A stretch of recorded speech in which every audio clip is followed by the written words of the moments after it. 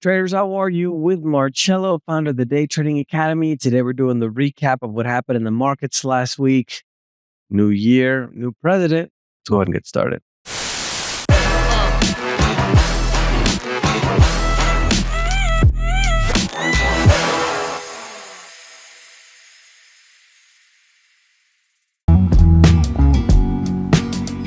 Yeah, Happy New Year to everybody. I just want to say one little thing before we start the recap. Just remember that your life really isn't that bad.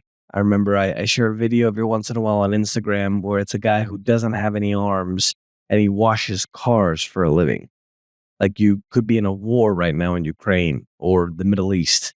So be a little bit grateful.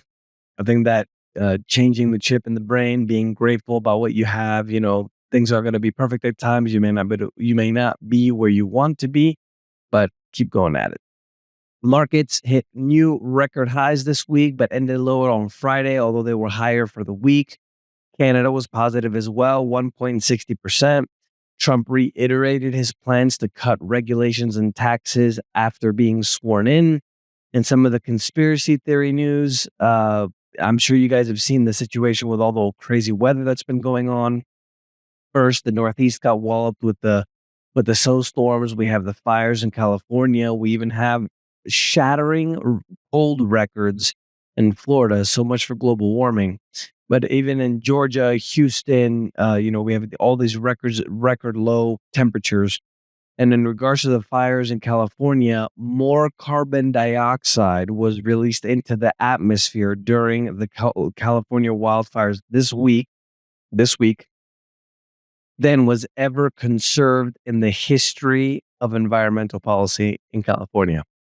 Just want to throw that out there.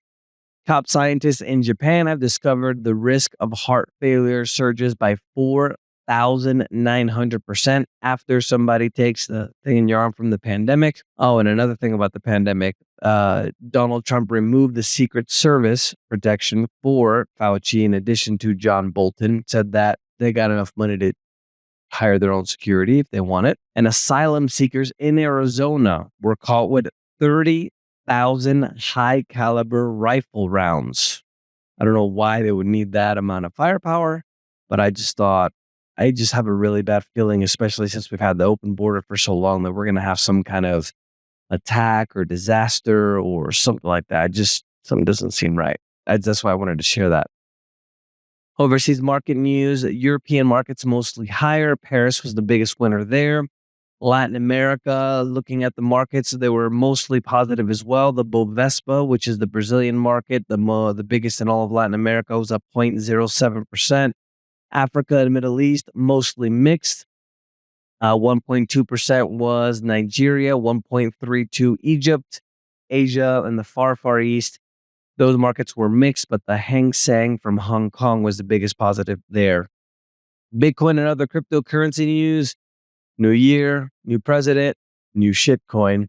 Trump dropped his own meme coin. I call them shitcoins.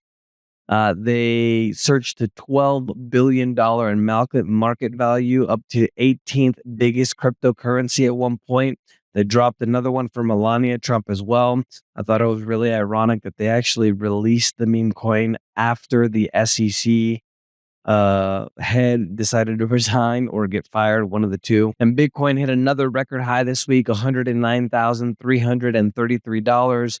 It closed at $104,710, and it was up 1.18% for the week. There's going to be a little bit of a shift now in when it comes to the crypto, because now that a pro-crypto administration is coming in, they're going to, they already have the AI group that's going to be looking to make it clear rules and regulations and everything for the crypto space. And in addition to that, Trump also said that he wants to create a strategic Bitcoin reserve for the United States. Like, for example, Bukele has done in El Salvador. So that's going to be really interesting, because now even if banks are allowed to hold Bitcoin, there's going to be a kind of a 180-degree shift of demand and perception about what's going on in the crypto space. Coffee prices they're expected to hit up to $12 a cup by 2025. The price of coffee hit a record high this week, 347.55. I think it's per bushel, if I'm not mistaken. Cacao also still having problems. It hit a 7-month high. And crude went down by over 4% this week. U.S. crude, 74.66 is where it ended up. Brent, which is the international crude, went down 2.87% to 78.50. And gold at the moment is sitting at a 2.5-month high due to the fact we had a little bit of a push this week, due to the fact that we had a really low drop in the U.S. index. The value of the dollar went down. For the week, gold went up 0.43%, $2,703.30. Remember that last year was the best year for gold since 1979. And silver was down 0.43% to 30.41. Financial and banking news. Cuba this month is opening its first grocery store that's going to accept hard U.S. currency on the island for the first time in 2 decades. They need to try to help the economy because some of that communism isn't working out very well, no, is it? And Mexico's annual inflation rate was at its lowest level in the last 4 years. On the first half of January, the 12-month inflation rate was at 3.69%. In economic news, the 2024 U.S. existing home sales was the lowest since 1995. So, houses that were already built. Lowest since 1995. Remember that there were 80 million fewer people in the United States then than there is now. And Argentina's economy grew for the first time in half a year, 0.1% year over year, but growth is growth. Remember that Argentina has the first libertarian president in the world, Javier Milei. Political news, Canada's Trudeau decided to resign from the Communist Republic of Canada. The Trump administration said on Tuesday that they were reinstating the Remain in Mexico policy, forced non-Mexican asylum seekers to wait in Mexico until their papers are processed. He also sent the Marines to the border and a slew of executive orders. I won't go through one by one.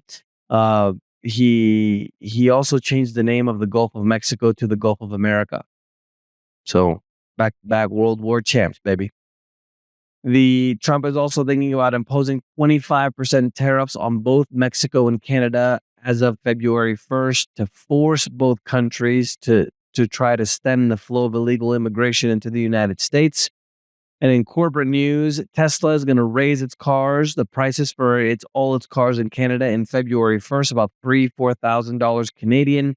Didn't provide the reason why, but they seem to be doing pretty well with the deliveries. They also have a fresh redesign of the Tesla Model Y as well. Amazon.com is going to exit operations in Quebec, the Socialist Republic of Quebec. It's one of the French states, or the only French state, I should say, in Canada.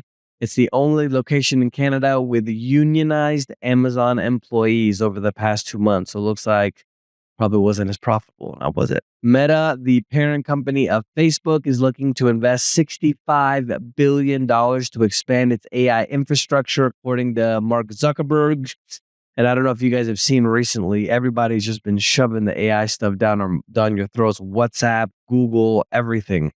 I'm kind of sick of it. I don't know about you guys. Technology, TikTok is restoring its service in the United States after, according to the message that they put on the platform, thank you, Donald Trump, for what he's done. Basically, he gave him a 90-day reprieve, And he said that he'd like to have the U.S. own 50% of TikTok, depending on what happens with the sale or how they're going to move it in the next 90 days. Trade news, China now is facing a repeat of tensions and uncertainty under the Trump era. Same thing happened during his first term. The only difference now is the economy in China isn't doing as well as it was before. They have a really big dependency on the export market, in addition to a really bad real estate market and deflation, which is the opposite of inflation, and their currency also is under pressure. So it'll be interesting seeing what has happened, because now a lot of companies are starting to offshore from China and they're going to other countries like Vietnam, for example. So it'll be interesting to see what continues to happen in that space, because China really can't afford for everybody to stop making the stuff in China, really. Argentina registered its largest energy trade surplus in the nearly 2 decades last year. Milei vowed to use oil and gas to propel the weakened economy out of a recession. And it's been reported that Mexico has refused flights from President Trump to allow the military to deport migrants into the country, even though Guatemala started receiving them as well. According to what he said, the deportations, they're already going strong. People are getting arrested, and the government is moving ahead with that full throttle. And interesting facts, I mentioned the 100-year snowfall records that have been broken in a lot of places, including Houston, New Orleans, even Florida. It snowed in Florida, believe it or not. There's one time, there's something you guys should look up. There was a volcano that exploded in Indonesia. It's called Krakatoa. And there was so much plume that went into the atmosphere that it actually blocked out the sun. And the next year after that explosion of the volcano, it was known as the year without a summer. It was snowing in New York in July. Kind of makes you think about how precarious our environment is after all.